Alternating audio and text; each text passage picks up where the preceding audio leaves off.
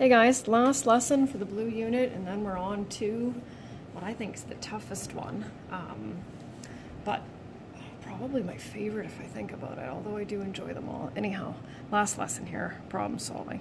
So with linear inequalities, these aren't too bad. I need a name. We'll go with Grace.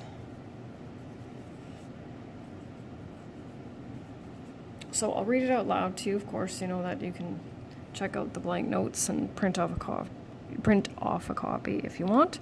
Grace has a part-time job that pays her $12 an hour. She also sews Central Collegiate toques and sells them for a profit of $12 each. Grace wants to earn at least $252 a week. There's my picture of the toque over there. So what we need to do is write let statements in an inequality that represents the number of hours that Grace can work and the number of toques that she can sell. So we'll start with X, and that will represent the number of hours worked. I don't know if you have a job, Grace, but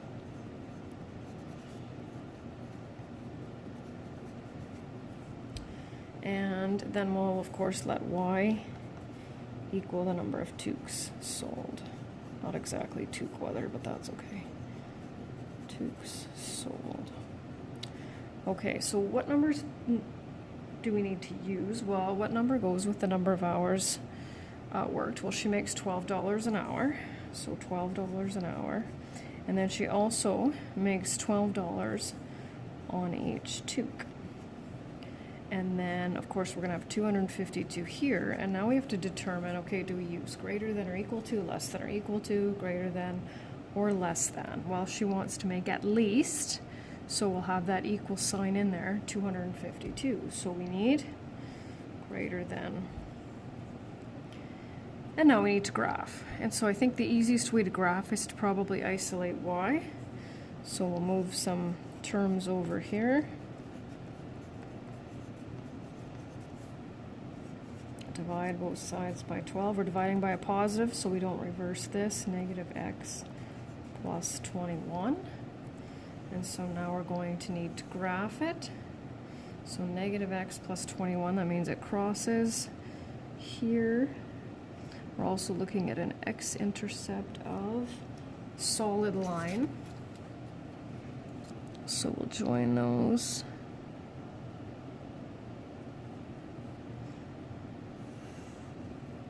Now, you can use a test point for this if you want, but if you think about it, our possibilities on this side of the line or on this side of the line. Remember, right, she wants to earn at least $252 a week. Well, we're dealing with this side. So we'll shade that in. Got my red pencil crayon. So these are all of our possibilities.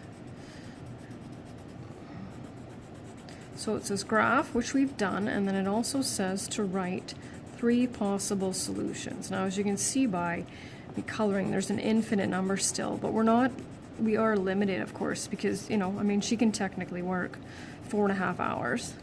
Can't exactly make 4.5 toques though, right? So any kind of possible ordered pair, and I'll just use the ones that I used last time, so we'll put those on there. So I did that one, which is 22 hours and 1 toque. So I'll just go over here and write that. 22 hours, 1 toque. Right? And you can keep them close or you can put them way over there. It doesn't really matter. Then I went with 1 hour and 21 toques. 22 toques, sorry, is what I went with. Not that it really matters. And then I took one in the middle. So, like I said, you can put them wherever you like. So 1 hour, that's pretty unlikely, but anyway. Toques. And last but not least, 14 hours and 10 toques. So that is the end of the unit. Expect the review assignment tomorrow. And get ready for absolute value and reciprocal functions here coming up. Okay, talk to you guys soon.